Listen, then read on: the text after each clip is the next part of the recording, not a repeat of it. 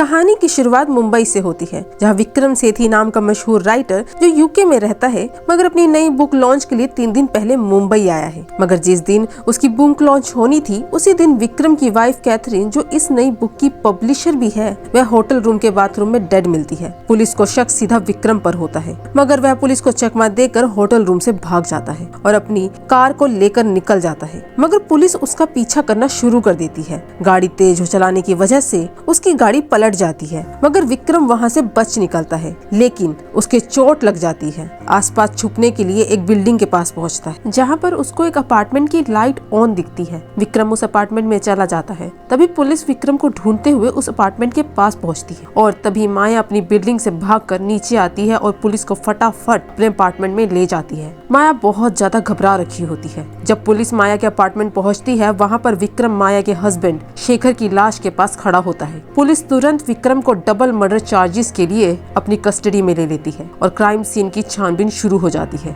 यह case officer देव वर्मा को दे दिया जाता है। देव वर्मा बहुत स्मार्ट ऑफिसर है, जो बॉडी को देखते ही पहचान जाते हैं कि इसकी मौत किसी भारी चीज को मारने की वजह से हुई है। सारे सबूत इकट्ठे करने के बाद बॉडी पोस्टमार्टम के लिए भेज दी जाती है और सबसे पहले ऑफिसर देव विक्रम सेठी से पूछताछ करते हैं। विक्रम ऑफिसर देव को बताते हैं कि वह पुलिस से इसलिए भाग रहा था क्योंकि वह डर गया था कि पुलिस उसे अपनी पत्नी कैथरीन का खूनी समझकर जेल में डाल देगी। मगर तभी देव विक्रम से पूछता है कि अगर कैथरीन तुम्हारी बुक की पब्लिशर थी तो आज वह बुक लॉन्च पर तुम्हारे साथ क्यों नहीं गई। तब विक्रम बताता है कि कैथरीन बीमार थी और वह अपनी दिल की बीमारी की गोली लेकर सो गई थी, इसलिए मैं अकेला ही बुक लॉन्च पर गया। मगर जब मैं वापस आया तब कैथरीन मरी पड़ी मिली। फिर मैंने पुलिस को कॉल किया, मगर पुलिस मुझ पर ही शक कर रही थी, इसलिए मैं पुलिस से भाग रहा था। जब मेरी कार पलटी तब वहां से बचने के बाद मैं मदद के लिए पास के अपार्टमेंट पहुंचा। माया गेट पर ही खड़ी थी। मेरे मदद मांगने पर माया ने मुझे अपने अपार्टमेंट के अंदर आने दिया,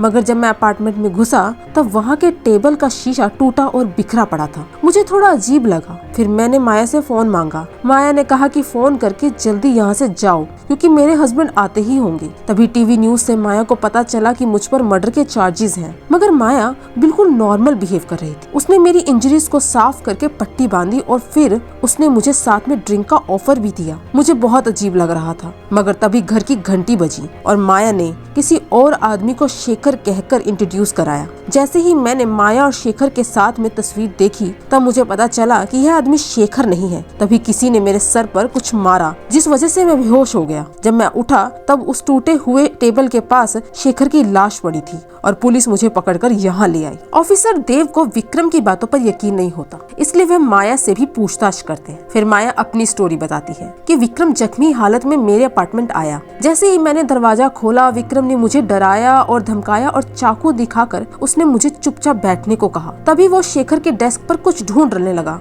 मगर तभी मैंने न्यूज पर देखा कि विक्रम अपनी पत्नी कैथरीन का मर्डर करके भागा है। मैंने भागने की कोशिश भी की, मगर उसने मुझे पकड़कर फिर से बंदी बना लिया और वह लगातार शेखर के डेस्क पर कुछ ढूंढ रहा था। तभी मैं मौका देखकर टॉर्च ढूंढने लगी। उसे मुझ पर शक ना हो इसलिए मैंने 2 गिलास ड्रिंक बनाकर दी। उसने मुझसे बैंडेज मांगी अपनी चोट पर लगाने के लिए। बीच में चिराग आया था, मगर विक्रम के डर से मैंने उसे गेट से ही वापस भेज दिया। तभी विक्रम ने मुझे टॉर्च से मदद मांगते देख लिया और वह मुझे मारने लगा। तभी वहाँ पर शेखर आया और दोनों में लड़ाई शुरू हो गई। तभी मैं नीचे भागी और पुलिस को लेकर ऊपर आई, मगर तब तक विक्रम ने शेखर को मार दिया था, वो भी कैंडल होल्डर से। दोनों की स्टोरी सुनने के बाद ऑफिसर देव स्टोरी को सबूतों से जोड़ने की कोशिश करते हैं। तभी ऑफिसर देव को पता चलता है कि 3rd बुक की स्टोरी एक संध्या नाम की लड़की की है, जिसके साथ गैंग रेप हुआ था। मगर विक्रम ने वादा किया था कि संध्या का नाम रिवील नहीं करेगा, मगर नाम रिवील होने की वजह से संध्या ने बदनामी के डर से आत्महत्या कर ली। पुलिस को पता लगता है कि कैथरीन की मौत हार्ट अटैक से हुई है। इसके बाद फोरेंसिक टीम से इंफॉर्मेशन आती है कि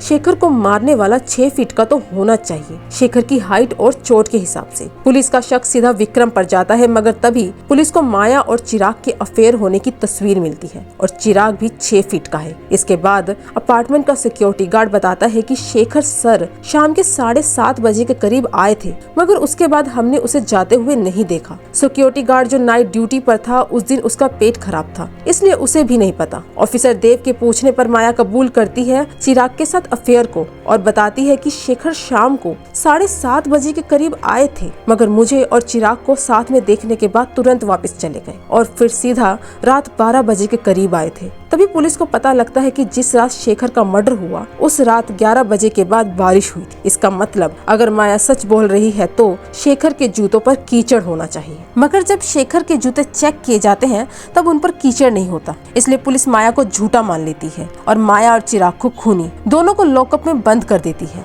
इधर विक्रम को छोड़ दिया जाता है और कैथरीन की लाश वापस कर दी जाती है। विक्रम कैथरीन का अंतिम संस्कार करके यूके जाने की तैयारी करने लगता है। इधर ऑफिसर देव विक्रम की सेकंड बुक पढ़ रहे होते हैं। तभी देव की वाइफ बताती है कि इस बुक में लीड कैरेक्टर ड्रग ओवरडोज की वजह से मर जाता है। यह सुनने के बाद देव फोरेंसिक डॉक्टर के पास जाता है, यह चेक करने की कहीं कैथरीन मेडिसिन की ओवरडोज की वजह से तो नहीं मर गई। मगर बोतल में पिल्स पूरी होती है, लेकिन कैप्सूल खोलने पर पता लगता है कि हर कैप्सूल में दवाई नॉर्मल कैप्सूल से ज्यादा है। इसकी वजह से ही कैथरीन को हार्ट अटैक आया। तभी देव एयरपोर्ट की तरफ गाड़ी में जाते हुए विक्रम को कॉल करता है, जो कि लंदन जा रहा होता है। फोन पर विक्रम बताता है कि उसी ने कैथरीन और शेखर को मारा है। कैथरीन को इसलिए मारा क्योंकि वह मुझे धमका रही थी संध्या का नाम रिवील करने के लिए, और शेखर ही वह लॉयर था जो कैथरीन के साथ मिलकर मुझ पर केस फाइल करने वाला था। मैं शेखर के घर इसलिए गया क्योंकि मुझे लीगल डॉक्यूमेंट्स को डिस्ट्रॉय करना था, और जो माया ने बताया वह सब सच था। शेखर के कीचड़ से भरे जूते मैंने ही बदल दिए थे पुलिस के आने से पहले। कैथरीन का तो अंतिम संस्कार हो चुका है, तो कोई एविडेंस नहीं बचा।